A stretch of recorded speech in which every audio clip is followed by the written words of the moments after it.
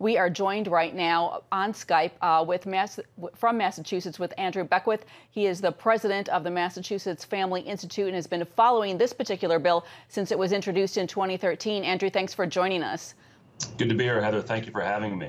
Explain in particular, what is the concern with regards to this parental custody portion of the bill? How would that play out? Sure. Well, the way I'll categorize this law is that this is a bill that would allow the state to take, for example, your daughter and make her someone else's son. What I mean by that is that it creates a ban on any type of treatment, including talk therapy or counseling, for children who are struggling with or suffering from unwanted same-sex desires or gender confusion. And what it says is that therapists can't help them, for example, feel comfortable in their own body. If there's a young What I think is interesting, though, about this is that this bill takes it a step further than and punishes the parents. Is that correct?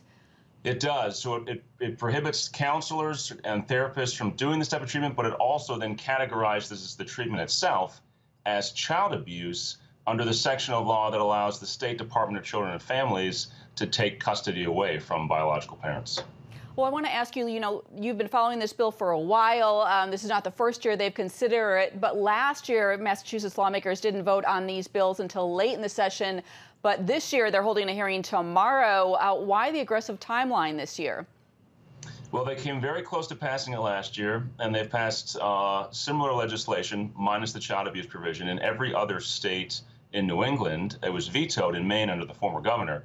So there's really it's part of a national campaign, and they've got all of New England tied up, except really for Massachusetts and Maine right now. And if they can pass it now, early on in the session, maybe when people aren't paying as much attention, they'll be able to prohibit any child in New England from receiving the therapy and treatment that the child themselves may desire.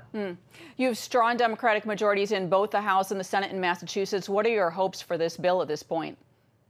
Well, we're bringing as many people as we can to testify at the hearing tomorrow and reaching out to the media to tell this story so that people are aware that this bill is so radical, it bans even counseling and talk therapy and labels it as child abuse. So that in Massachusetts, if this bill becomes law, you could very easily have a scenario where, say, a 15-year-old girl feels like she might be a boy, and if she goes and has her breast removed and is pumped full of artificial testosterone, that'd be fine.